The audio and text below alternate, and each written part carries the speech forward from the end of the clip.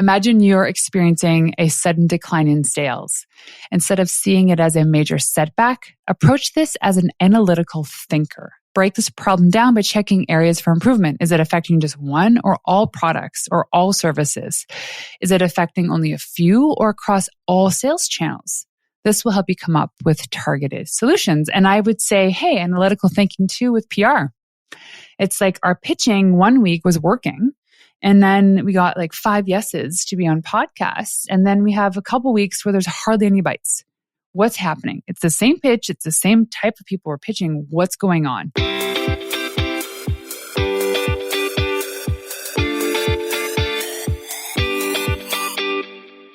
Hey, it's Renee. Welcome to the Into the Wild Show, the podcast for women who want to build incredible mental strength to level up their business and lifestyle. I'm Renee Warren, the founder of We Wild Women, author, speaker, award-winning entrepreneur, and your host. Together, we will make you unapologetic about shining your light, growing your business, and turning you into a wildly confident and successful leader. This is for you, the visionary, the go-getter, the entrepreneur, and for those that need a real kick in the butt to get going and to dream bigger. Each week, I bring in leading experts and entrepreneurs to help you take leaps in the right direction, because I know the best advice comes from someone who has successfully done it before. So, are you ready to level up? Welcome to Into the Wild.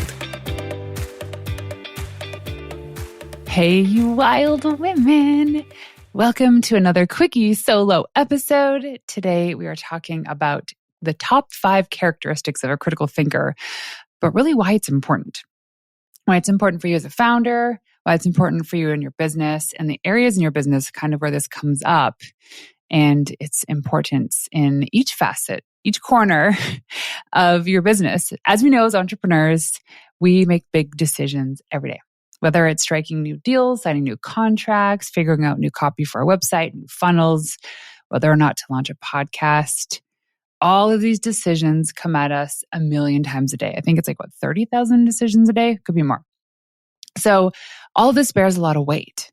I actually went through this process the other day. I couldn't fall asleep. This was like a month and a half ago. I couldn't fall asleep at night because I had so many options of where I could invest money into my business to help it grow, right? I actually have this sheet here. Let me pull it up.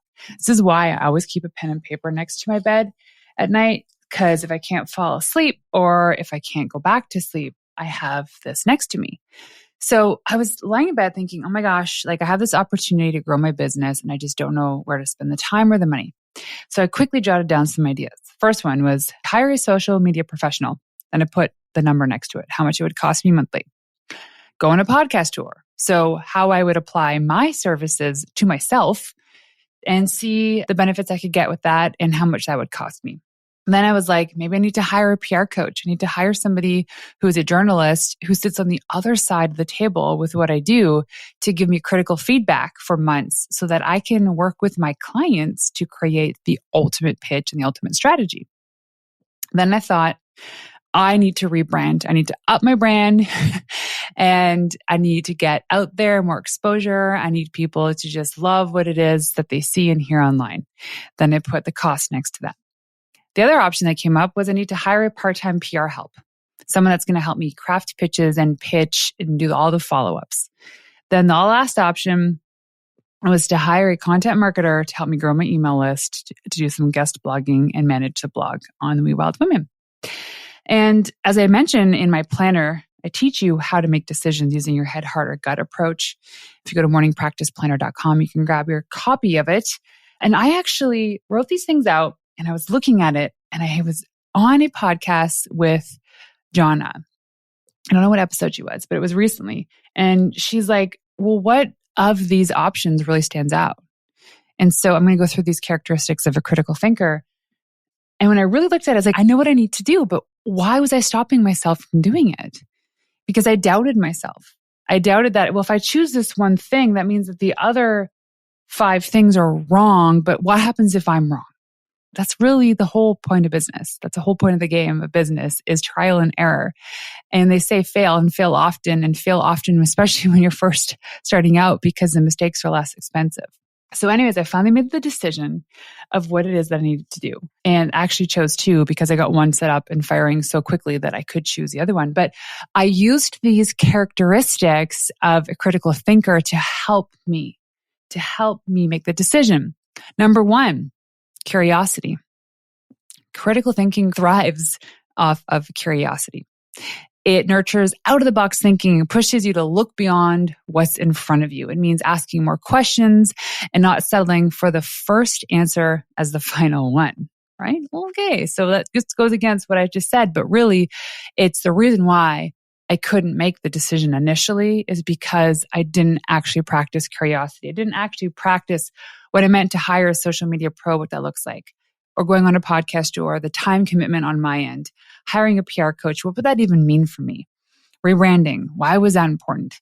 I wasn't curious about all these options. And so I did the work. I actually had the calls with all these professionals. I interviewed them. I got their pitch decks. I was really curious about everything. And that information is what I needed to make the final decision. So for instance, if you've ever thought about new ways to get more clients, right?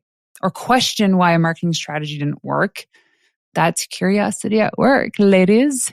This trait is crucial for entrepreneurs. As it's pointed out in the business case for curiosity, I will link to that in the show notes. It's a great article. Quote, when our curiosity is triggered, we think more deeply and rationally about decisions and come up with more creative solutions. So being curious can lead to fresh ideas and opportunities for success.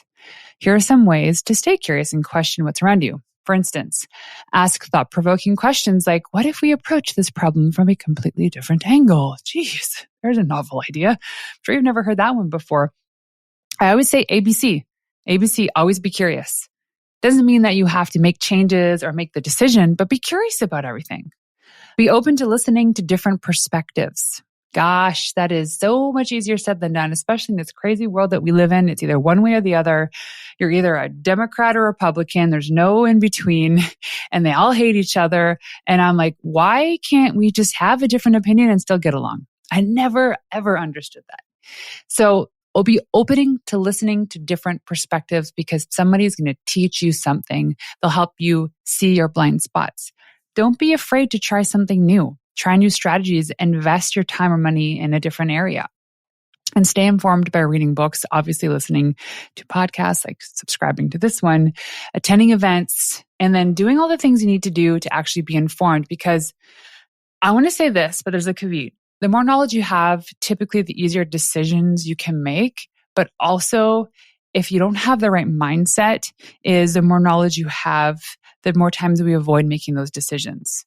Because it's always like, the what if we could do this, or what if we did that, or what if this? Like, imagine you showed up to launch your business and the only thing you knew was to create evergreen funnels. You didn't know about the bajillion other options. What would you do? You would create an evergreen funnel.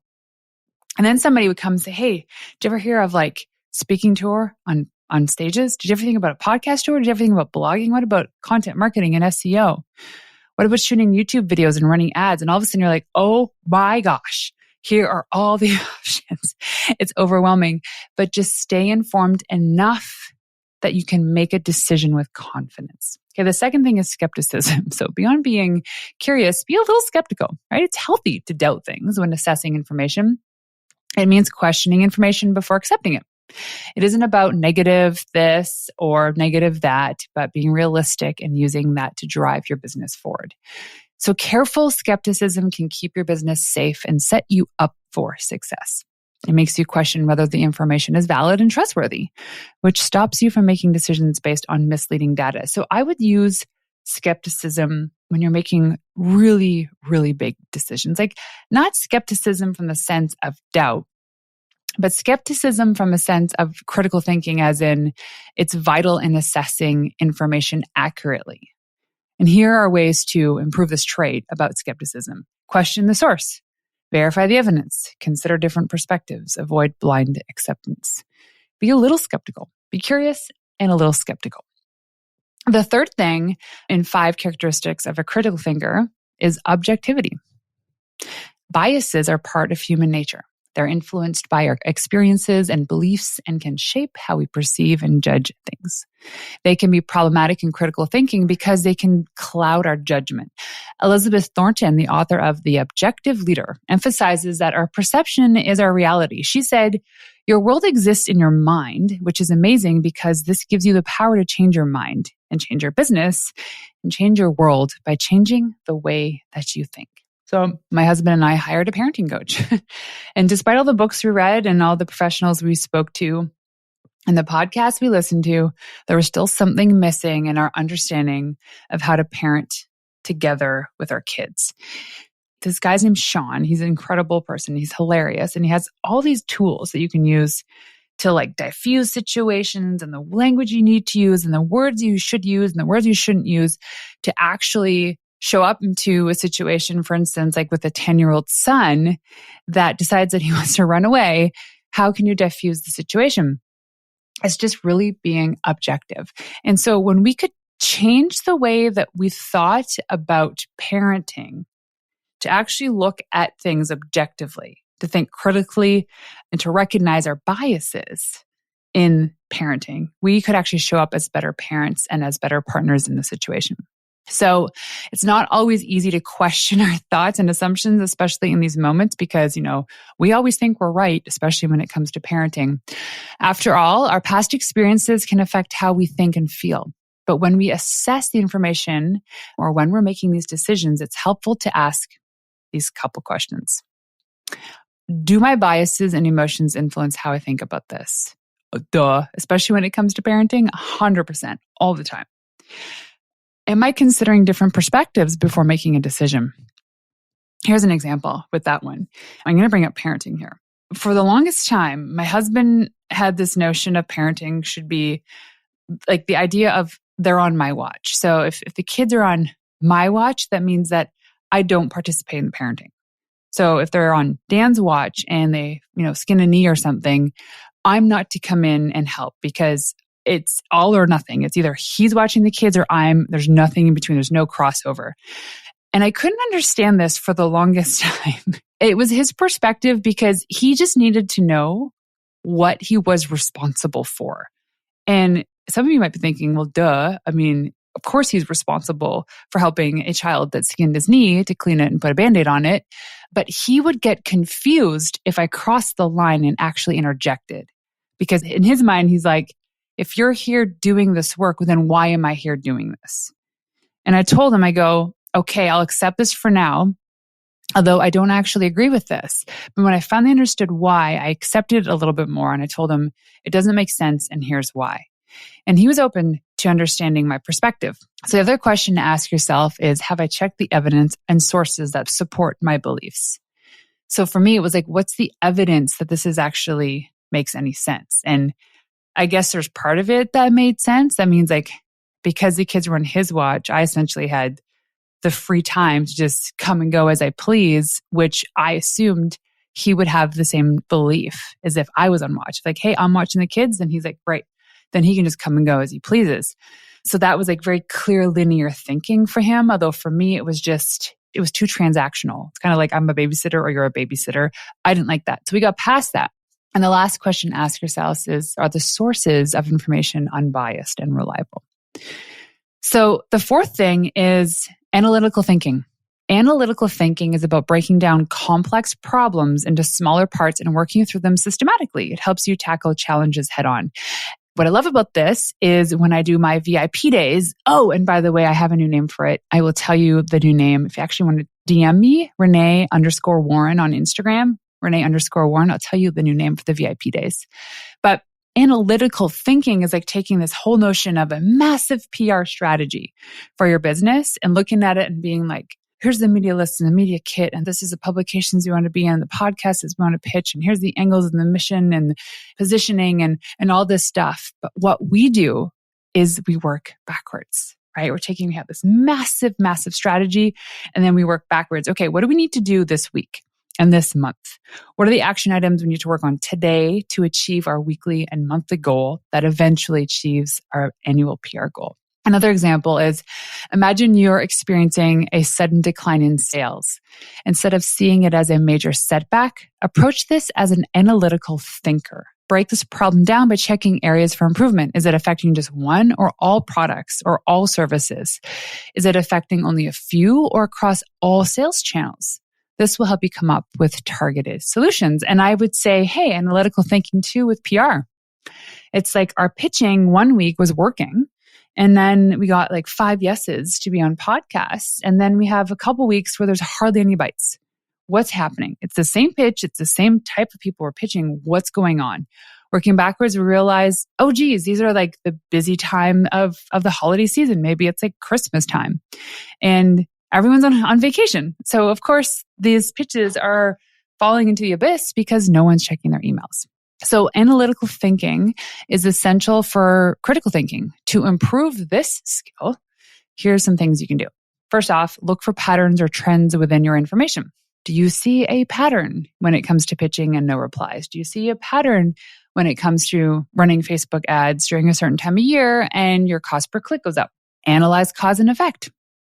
Consider diverse viewpoints by asking this question. Are there different ways of looking at this problem or situation? And finally, the last part of 5 characteristics of a critical thinker and things you can do is open-mindedness. Embracing open-mindedness in critical thinking means being willing to consider new ideas and perspectives, even if they challenge your current beliefs. Going back to the parenting example, I was willing to accept the fact that Dan needed to be an all or none parent in terms of watching the kids. When I was able to see it from his perspective, it was kind of cool. It's like Sunday afternoon and I'm like, you watching the kids? He's like, yeah. And I'm like, cool, salute. I'm out of here. I'm going to Jess's house and we're going to sit on the patio and have a glass of wine and chill. And he's like, awesome. Because to him, it's compartmentalized. His number one priority is parenting. Me, I could do whatever I want. So this helps you overcome confirmation bias too, which is when you only pay attention to information that supports your existing beliefs and ignore anything that contradicts them. Now, some of you might be thinking, that's stupid. Dan is such a lazy parent. No, we got through it. We see each other's sides because of open-mindedness and we've met almost in the middle. Not quite there yet. And here's another example. So imagine you're launching a clothing line. If your customers suggest they prefer sustainable materials, a closed-minded approach will make you ignore their feedback. In contrast, being open-minded means considering their input and adapting your business to meet their needs, helping you grow your business. Another example is Kodak. Kodak used to be the thing in the camera industry, right? They were pretty much the only ones that made film. And when the world went digital, they were like, nope, I'm not doing that. Nope. There's no way people are going to get away from going to get their film developed. And the entire world went digital and look what happened to them. So you have to pay attention to market trends, to customer feedback, to really, you don't have to do everything they say. Because I think Steve Jobs says you don't build a product the customers want, you build what they need, but you need to know what they need. And so you build something that they want, that they need. You have to be open-minded about those things too. By cultivating an open-minded mindset, you can broaden your horizons, make more informed decisions, and seize new opportunities. So to do this properly, here's what you have to ask yourself. Am I open to changing my mind based on new evidence? Oh my gosh, it is so interesting. There's a lot of people doing incredible marketing things for their business. And there's one thing that they don't look at is the analytics. It's almost like they deny the fact that whatever they're doing on TikTok isn't working, but if they just keep doing the same thing, it'll change. No, there's one thing about actually showing up every day. It takes time for it to actually start hitting. But when it comes to something like that, as an example, is you have to read the data. The data is going to tell you something. And are you open to making changes to actually putting more time and resources towards something that's working? So success in business requires growth and critical thinking. It's essential for your journey. By embracing curiosity, skepticism, objectivity, analytical thinking, and open-mindedness, you can enhance your critical thinking skills. These are power traits, dude. I look at this from the perspective of me currently hiring a VA. So the way that our process works is we source the opportunity, the person that we think would fit, we interview them, and if they pass that, they go through a test project. So it's a paid for test project, but it's twofold. It gives us a chance to understand if they can do the task, and it gives the person doing the test project, the candidate, the opportunity to see if this is the work they actually like doing. But they're actually working on something that we need within the organization. Part of the test is their critical thinking.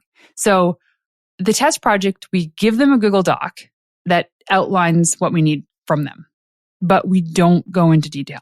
Because part of the task is if they have questions, it's how are they going to approach this? Can they solve the problem before asking? I can't tell you how many times I've put a test project out, and it's pretty clear too that part of the test project is the test.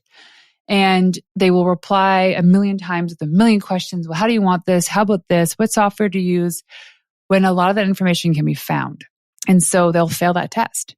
And then I get some people who get through to like close to completing the test project, and they have a couple questions like, I couldn't find this information anywhere. A couple minutes of clarity, please. And those are the people that actually win because they're critical thinkers. They trust what they're doing can be right, or they'll be open-minded about how to change it. But the whole point is they're using all of their resources, their curiosity, their skepticism, their objectivity, analytical thinking, and open-mindedness to get the work done.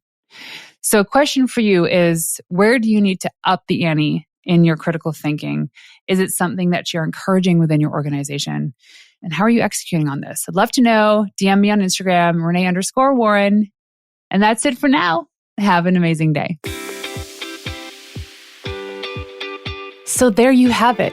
Thank you for tuning in to another episode of Into the Wild. To make this girl happy and to help reach other women who are dreaming of starting their business, please leave us a 5-star review on iTunes and everywhere you listen in. Also, if you want to find me in the wild, check me out on Instagram at Renee_Warren. That's RENEE_WARREN. And leaving you with one of my favorite tips of all time. The best advice you could ever receive is from someone who has successfully done it before you. Until next time, ladies, peace out.